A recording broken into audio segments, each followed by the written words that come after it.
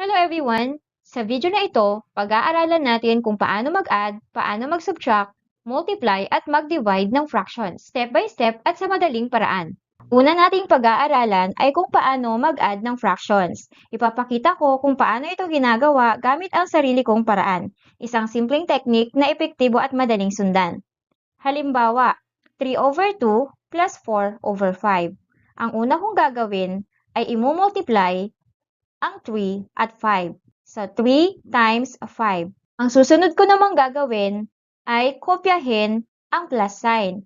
Ang susunod ay imumultiply ko ang 4 and 2. So, 4 times 2. Para sa denominator, imumultiply ko ang 2 and 5. So, meron tayong 2 times 5. And then, isisimplify natin ang mga sagot. So, 3 times 5 equals 15 plus 4 times 2 equals 8. Then 2 times 5 equals 10. Then 15 plus 8 equals 23 over 10. Kokopyahin lang natin yung denominator na 10. So meron tayong 23 over 10. Since improper fraction ang 23 over 10, kailangan natin siyang i-change sa mixed number. Para ma-change sa mixed number, ang gagawin natin ay i-divide ang 23 sa 10. So 23 divided by 10 equals 2. 2 times 10 equals 20. 23 minus 20 equals 3. Therefore, ang mixed number ng 23 over 10 ay 2 and 3 10. So ang sagot sa 3 over 2 plus 4 over 5 ay 2 and 3 10. Ngayon naman, pag-aaralan natin kung paano mag-subtract ng fraction. So 3 over 2 minus 4 over 5. So ang una kong gagawin ay ita-times ang 3 at 5. So 3 times 5, and then dahil subtraction ito, kokopyahin ko ang minus sign. So 3 times 5 minus. Next, saka ko imumultiply ang 4 and 2. So 4 times 2. Para sa denominator, ang gagawin ko, imumultiply ko ang denominator ng unang fraction at pangalawang fraction. 2 times 5. Ang susunod ay isi-simplify natin.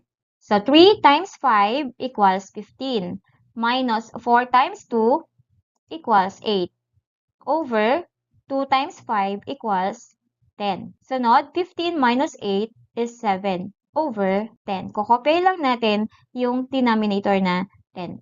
So, ang sagot sa 3 over 2 minus 4 over 5 ay 7 over 10. Paano mag-multiply ng fraction? Halimbawa, 3 over 2 times 4 over 5. Para mag-multiply ng fraction, imumultiply natin ang numerator ng unang fraction sa numerator ng pangalawang fraction. 3 times 4 equals 12. Para sa denominator, imumultiply natin ang 2 and 5. So, 2 times 5 equals 10. So, 12 over 10 ay improper fraction. So, i-change natin ito sa mixed number. Para ma-change ito sa mixed number, i-divide natin ang 12 and 10. So, 12 divided by 10 is 1. 1 times 10 equals 10. So, 12 minus 10 equals 2. Therefore, ang mixed number ng 12 over 10 ay 1 and 2, 10. So, isi-simplify natin ang 1 and 2, 10. I-divide natin both numerator at denominator ng 2. Kaya 2 divided by 2 equals 1. 10 divided by 2 equals 5. And then, kukopyahin natin ang whole number na 1. So, we have 1. Okay? We have 1 and 1 fifth. Ngayon naman ay kung paano mag-divide ng fraction. Halimbawa, 3 over 2 divided by 4 over 5. So, dito naman, sa pagdi-divide ng fraction, ay imumultiply ko ang 3 and 5. Then, para sa denominator, imumultiply ko ang 4 and 2. Next, simplify natin.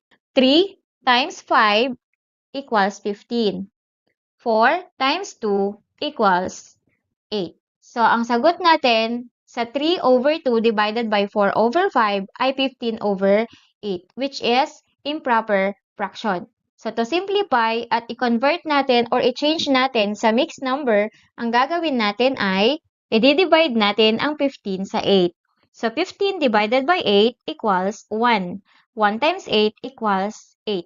So 15 minus 8 equals 7.